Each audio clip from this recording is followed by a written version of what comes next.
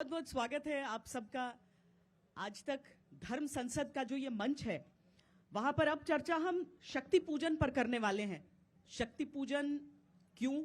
अब देखिए, हम जिस त्रिवेणी संगम के तट पर हैं, वहां गंगा मैया हैं, मां सरस्वती हैं, मां यमुना हैं, और सनातन में शक्ति की जो परंपरा और शक्ति का जो महत्व है, उस पर ही हम अब चर्चा करते हैं। हमारे साथ मां पवित्र नंद गिरी, किन्नर अखाड़ा महामंडलेश्वर हमारे साथ इस समय मौजूद हैं। साध्वी गायत्री नंद गिरी, महामंडलेश्वर कामाख्या पीठ, बहुत स्वागत है आपका। साध्वी विश्वरूपा जी, महामंडलेश्वर श्री सिद्ध मठ, और साथ में साध्वी देव्यगिरी, अध्यक्ष श्री दशनामी सन्यासिनी अखाड़ा। साध्वी विश्वरूपा जी, मैं आपसे प्रारंभ करना चाहूंगी कि जो साधु होते हैं, जो साध्वी होती हैं, लोग जब ये वेश देखते हैं, लोग जब ये उपाधि सुनते हैं, तो मन में सम्मान सबके भर आता है। सनातन के सिपाही होते हैं आप सब। लेकिन जितना साधुओं के बारे में पता है, उतना शायद साध्वियों के बारे में लोगों को नहीं मालूम है कि कैसे, क्यों एक घर में एक लड़की ये निर्णय लेगी कि वो इस राह पर चलेगी, समाज को ये राह दिखाएगी। जी, बहुत सुंदर प्रश्न है और आज के समय की ज़रूरत भी है। बहुत सुंदर आपने सत्र रखा है, उसके लिए पहले आज तक के जो जितने भी दर्शक हैं और आप सभी को, टीम को बहुत बहुत शुभकामनाएं। कोमल है, कमज़ोर नहीं, शक्ति का नाम ही नारी है, मौत को जीवन देने वाली, जग को जीवन देने वाली, मौत भी तुझसे हारी है। तो बिल्कुल देखिए, किसी का भी निर्माण एक स्त्री करती है। अगर कोई नेता होता है तो वो भी माँ के गर्भ से, कोई अभिनेता होता है तो भी माँ के गर्भ से, और कोई साधु संत होता है तो भी माँ के गर्भ से।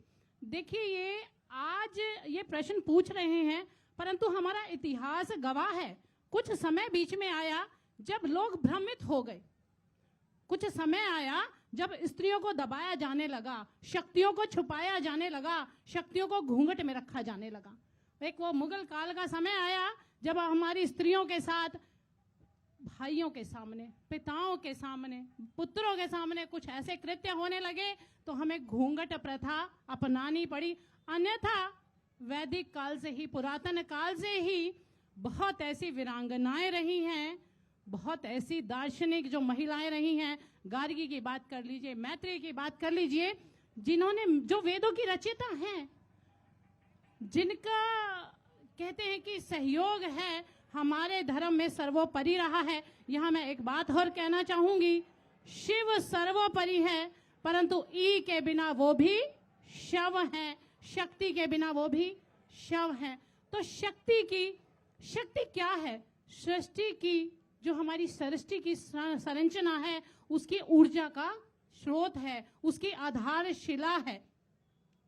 तो आज के समय में देख लीजिए या पिछले समय में देख लीजिए, आज श्वेता जी ने पूछा कि हम ऐसे यहां तक कैसे पहुंचे। सीधा साधा यही प्रश्न था कि मां के रूप में आप सभी को जानते हैं, डॉक्टर के रूप में भी आप महिलाओं को पहचानते होंगे, परंतु साध्वियों के रूप में आज यहां थोड़ा सा प्रश्न है। परंतु ये तो काली काल से चला रहा है, पुरातन पद्धति है, क्योंकि स्त्रियों के बिना तो कोई भी स्थान हो। आज तो पायलट भी बन चुकी हैं, पहले भी हमारी योद्धा रही थी। एक बात से मैं श्वेता जी कहना चाहूंगी, इससे आप समझ जाएंगे बहुत सारी बात। आप मेरे साथ बोलेंगे, सभी साथ बोलेंगे। जागो तो एक बार हिंदू, जागो तो,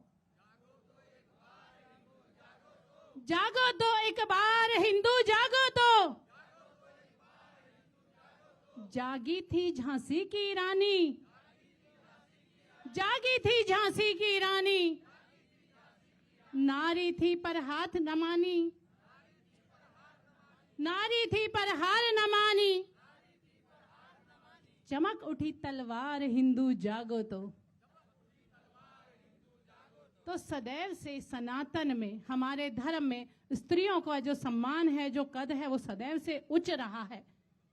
सिर्फ हम इसे एक बांध कर एक जननी के रूप में नहीं देख सकते हैं, यहाँ जो स्त्री है वो जननी भी है, यहाँ स्त्री है वो शिक्षिका भी है। वो शिक्षिका बनकर समाज को एक नई शिक्षा दिशा दे रही है। एक डॉक्टर बनकर वो समाज को एक नया जन्म दे रही है। वो साध्वी बनकर प्रत्येक महिला में गार्गी को, मैत्री को जिंदा कर रही है। यही हमारे धर्म की सुंदरता है। और मैं तो अपनी महिला माताओं बहनों को कहना चाहूंगी, आपका ही परम कर्तव्य है अपने धर्म को संभाल कर रखना, क्योंकि आप ही वही हैं जो अपने बच्चों को सिखाएंगी 4 बोतल वोद का काम मेरा रोज का, या आप ही सिखाएंगी राम आएंगे तो अंगना सजाऊंगी। ये आपका ही कर्तव्य बनता है। प्रत्येक व्यक्ति में संतत्व है, प्रत्येक प्राणी में, प्रत्येक स्त्री में साध्वी है, तो उसी को आप जागृत करिए। आपको कोई जरूरत नहीं है ऐसे वस्त्र धारण करने के लिए, उसके लिए हम बैठे हैं, परंतु आप अपने भीतर से अपने संतत्व को, अपने रामत्व को, अपने शिव तत्व को, अपने दुर्गा तत्व को जागृत कीजिए, क्योंकि आप लक्ष्मी हैं। लक्ष्मी का रूप लेकर आप धन की वृद्धि अपने घर में कर सकती हैं, समाज में कर सकती हैं, विश्व में कर सकती हैं। आप सरस्वती हैं, सरस्वती का रूप धारण कर कर विद्या को, आप ज्ञान को अर्जित कर सकती हैं और अपने बच्चों तक पहुंचा सकती हैं।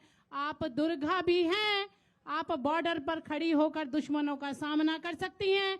देश के भीतर जो दुश्मन हैं, जो पत्थर मारे, उनका जवाब शस्त्र से भी दे सकती हैं, क्योंकि हम दुर्गा का रूप हैं, लक्ष्मी का रूप है, हम काली का रूप है, हम चंडी का रूप है। आप ही से समाज है, आप ही से शक्ति है। साध्वी गायत्री नंद गिरी जी, आपसे भी मैं ये चीज समझना, एक तो कामाख्या पीठ जो शक्ति का पूरा केंद्र, संचार पूरा वहां से, लेकिन मैं आपसे भी ये समझना चाहती हूँ कि क्या एक साधु बनने की प्रक्रिया जो हम सब समझते हैं और एक साध्वी बनने की प्रक्रिया समान है? क्या एक ही जैसी कठिनाई है, एक ही जैसे नियम हैं जिनके पालन है? ओम नमो नारायण, सब एक ही है। अच्छा, सब एक है। साधु जीवन में बहुत कष्ट उठाना पड़ता है, बहुत जप तप करना पड़ता है, पूजा पाठ करना पड़ता है, सब टाइमली। हाँ। नहीं तो मतलब जैसे आपकी उम्र कितनी थी? साधु का तो उम्र नहीं बोला जाता है। पिंडदान हो गया? हो गया, पिंडदान हो गया, सबका पिंडदान हो गया। लेकिन कहा जाता है ना कि जो कोमल मन होता है, साध्वी विश्वरूपा जी, जो कोमल मन होता है, जो स्त्री मन होता है, भावुक ज्यादा होता है, रिश्ते कैसे छोड़ें, क्या एक साध्वी के लिए ज्यादा कठिन है? निश्चित रूप से थोड़ी सी कठिनाई, कितना भी हम सशक्तिकरण की बातें करें, महिला पुरुष की बातें करें, परंतु एक जो फर्क है वो तो निश्चित रूप से रहता ही है। महिलाओं को देखिए, अभी की बात कर रही हूँ मैं, अभी क्षणिक, जब मैं भीतर आई तो बार बार मेरी आंखों में पानी आ रहा था। इतना भावनात्मक रूप से मैं जुड़ गई थी अपनी त्रिवेणी से। अपने ये जो साधु महात्मा, संत महात्मा, मैंने नागा साधु देखे तो मेरा मन ऐसे ऐसे होने लगा। तो महिला थोड़ी भावनात्मक रूप से ईश्वर ने बनाई ही है, कोमल बनाई है, तो ज्यादा विचारों का जो मंथन होता है वो महिलाओं में ज्यादा होता है। देखिए, पुरुष शारीरिक रूप से बलशाली होते हैं, परंतु हमारे समाज ने उन्हें कह कह के वैसा भी, पुरुष रोते नहीं है, पुरुष रोते नहीं है, लड़का है तुम नहीं रोओगे। तो यहाँ आप देखिए कि पुरुष ना चाहते हुए भी स्ट्रांग हो जाता है, परंतु महिलाएं हैं, हमें शुरू से दबा के, छुपा के रखा जाता है, तो निश्चित रूप से कठिनाइयां हैं। और फिर समाज में भी एक मैं बड़ी कड़वी बात कहना चाहूंगी इस मंच से, जब एक स्त्री बहुत आगे बढ़ती है तो किसी के पास कुछ नहीं होता, सिर्फ उसके चरित्र को पर उंगली उठा दी जाती है। जब कोई महिला पुरुषों के बीच में बैठती है तो उसके ज्ञान को उस स्तर पर नहीं आंका जाता। ये अब इस युग की बात कर रही हूं, कहीं ना कहीं कोई सहारे का नाम ले दिया जाता है कि उसके सहारे वहां पहुंची है। तो ये हमारे लिए बड़ा दुर्भाग्यपूर्ण है। परंतु फिर कहना चाहूंगी, स्त्री बहुत ताकतवर होती है, पुरुष का जो वजूद है, मैं कम नहीं आंक रही हूं, बराबर है, सृष्टि में दोनों ही बराबर है। परंतु आप एक नॉर्मल सी बात आप लोगों से कनेक्ट करने की कोशिश करें। आप सोचिएगा, जब कोई छोटी मोटी परेशानी आती है तो आप सोचते हैं बाहर ही, पुरुष भाइयों से बात कर रही हूँ, कोई छोटी परेशानी आती है, गृहस्थ जो लोगों की बात कर रही हूँ, साधु संतों की तो बात अलग है, वो तो हमारी जो शारीरिक, मानसिक, सामाजिक जो तकलीफें हैं, परेशानियां हैं, वो तो अलग स्तर की हैं, परंतु आप लोग भी जब कोई बाहर ऑफिस में, कार्यालय में, बिजनेस में कोई परेशानी आती है, छोटी मोटी परेशानी आप बाहर सुलझा लेते हैं, परंतु जब बड़ी परेशानी आती है तो या माँ को बताएंगे, या पत्नी को बताएंगे, या बहन को बताएंगे। जब पत्नी ये कहती है कि चिंता करने की बात नहीं है, आपका जो नुकसान हुआ मैं अपने गहने देके पूर्ण कर दूंगी, तब आप बहुत मजबूत महसूस करते हैं। तो ये परेशानियां आप लोगों की दी हुई है, तो ये बदलाव आप लोगों के भीतर आना चाहिए। आप अपनी बहन को बहन समझे तो दूसरे की बहन को भी बहन समझे। आज हम आ रहे थे तो बहुत सारे लोगों ने, हमने रास्ता पूछा, कईयों ने बोला, इस वस्त्र को देखते भी बोला, कईयों ने प्रणाम किया, कईयों ने साधु जी, कहीं ना कहा मैडम, हमने सबको बोला माता जी। मैडम सिर्फ अपनी पत्नी को बोले, बाकी माता जी और बहन जी। ये बदलाव आपको लाना होगा, तभी आपकी बेटी सुरक्षित होगी, तभी आपकी बहन सुरक्षित होगी। और मैं महिलाओं को भी एक और बात कहना चाहूंगी, अब जो आजकल रील बना रही हैं आप, तो आप अपना, हो सकता है थोड़े बहुत आपकी पैसे इनकम हो जाएं, परंतु आप अपने भविष्य, बच्चों के भविष्य को, आप अपनी संस्कृति को, आप अपने संस्कारों को बहुत कमजोर कर रही हैं। आज जो आप करेंगी, हमेशा अपने बच्चों के लिए एक रोल मॉडल बनकर आएं। जैसा आप करेंगी, जितना मोबाइल में लगी रहेंगी, तो बच्चों को कैसे कह पाएंगी कि आप अपना पढ़ाई पे ध्यान दे लीजिए। साध्वी जी, तो आपकी इस बात पर बहुत सारी महिलाएं बोलेंगी कि देखिए सशक्तिकरण की बात करती हैं, लड़कों को नहीं बोल रही हैं कि रील क्यों बनाते हो। बिल्कुल, मैं लड़कों को भी कहना चाहूंगी, परंतु मैंने प्रथम वाक्य में ये बोला था कि हमारे जो सृष्टि की संरचना है वो स्त्री के हाथ में है। अगर वो संस्कारी होगी तो हमारा पुत्र भी संस्कारी होगा। तो इसीलिए पुरुषों को भी समझाएं, परंतु वो जो पुरुष की माँ है उसको प्रथम समझना होगा। जय हो। साध्वी विश्वरूपा जी। जी, आवाज आ रही है? हाँ। जी जी। अब देखिए, सबसे पहले तो मैं अपनी जो सरकार है उसको बहुत बहुत शुभकामनाएं देना चाहूंगी कि इतनी बड़ी संख्या में लोग आएंगे, आ रहे हैं, और व्यवस्था यहाँ की देखिए, कमाल की, अद्भुत। एक छोटा सा विवाह करते हैं तभी हम परेशान हो जाते हैं, यहाँ तो करोड़ों की बात हो रही है। और इस महाकुंभ की मैं यह बात करूं तो महाकुंभ का महत्व आप सभी जानते हैं। एक शब्द है मोक्ष प्राप्ति। मोक्ष प्राप्ति, मोक्ष को अलग अलग रूप में लोग देखते हैं। मैं तो गृहस्थ लोगों को ज्यादा जोड़ने की कोशिश करती हूँ, क्योंकि हमने तो बहुत वर्षों से तप किया, ये श्रृंगार भी किया, क्योंकि साधुओं का प्रथम, देखिए आप, जितने, सिर्फ महिलाओं की बात नहीं, जो हमारे पुरुष साधु हैं वो भी श्रृंगार करके बैठे हैं। तो श्रृंगार तो हमारा गहना है, हमारे धर्म का गहना है।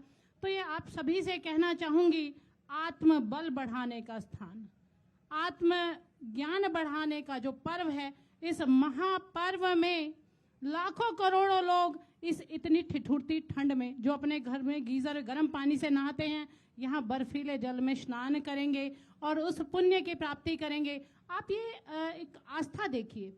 और यहाँ सिर्फ मैं, क्योंकि मैं अपना अनुभव बता रही हूँ कि मुझसे बहुत विदेशी भाई बहन जुड़े हुए हैं, वो लोग आने के लिए बड़े लालियत हैं, वो देखना चाहते हैं, वो समझना चाहते हैं। तो यहाँ उद्देश्य हमारा यही होना चाहिए, जो भारतवासी है वो तो इस धार्मिक भूमि पर पैदा ही हुआ है, परंतु इस धर्म की जो मजबूती है, इस धर्म का संकल्प है, हिंदू राष्ट्र बनाने का संकल्प है, विश्व में पहुंचना चाहिए, और ये पहुंच रहा है। यही हमारा उद्देश्य है। तो आपको कहना चाहूंगी, यहीं से एक बदलाव है। जो हमारे युवा बैठे हैं, जो बच्चियां बैठी हैं, बच्चे बैठे हैं, तो सबसे पहले बार बार इस बात का ध्यान रखिएगा, मैं उस बात पर पहले भी आपत्ति उठा चुकी हूं कि जो हमारी शिक्षा पद्धति रही है उसने हमें मजबूत नहीं किया, उसने हमें कमजोर कर दिया है। जो हमारी शिक्षा पद्धति है उसने हमें स्ट्रेस में रख दिया, सिर्फ यहां तक भरी गई है। परंतु जो हमारी सनातन धर्म की शिक्षा है, जो हमारे गुरुकुलम की शिक्षा है, वो हमारे सेल्फ स्किल को बढ़ाती थी। आज हम डिपेंडेंट हो चुके हैं। एक बल्ब भी बदलना हो तो हम इलेक्ट्रिशियन का वेट करते हैं। हम इतने बंध चुके हैं, परंतु ऐसे ऐसे आयोजन जो हमारे धर्म को मजबूत कर रहे हैं, हमारे धर्म का प्रचार कर रहे हैं, तो यही एक इसकी अद्भुत, अस्मरणीय, विलक्षण जो एक छटा है। मैं चाहती हूँ पूरा विश्व इस आज तक के माध्यम से। देखिए, जो मैं रील की भी बात कर रही थी वो भी स्पष्ट कर दूं, रील बनाना बुरा नहीं है, पर उसकी एक सीमा होनी चाहिए, मर्यादा होनी चाहिए। मीडिया एक ऐसा है जो हमारी अच्छी बातों को भी दिखाता है, अच्छी बातों को भी पूरे विश्व में पहुंचा रहा है, क्योंकि आज अगर सोशल मीडिया नहीं होता तो विश्व में लोगों से हमारा संपर्क इतना नहीं होता। अगर आप मुझसे जुड़ करके अपनी समस्याओं का समाधान चाहते हैं और चाहते हैं कि आपकी समस्याओं को ज्योतिष के माध्यम से सुलझाया जाए, तो आप हमसे संपर्क कर सकते हैं, जुड़ सकते हैं एस्ट्रो तक पर।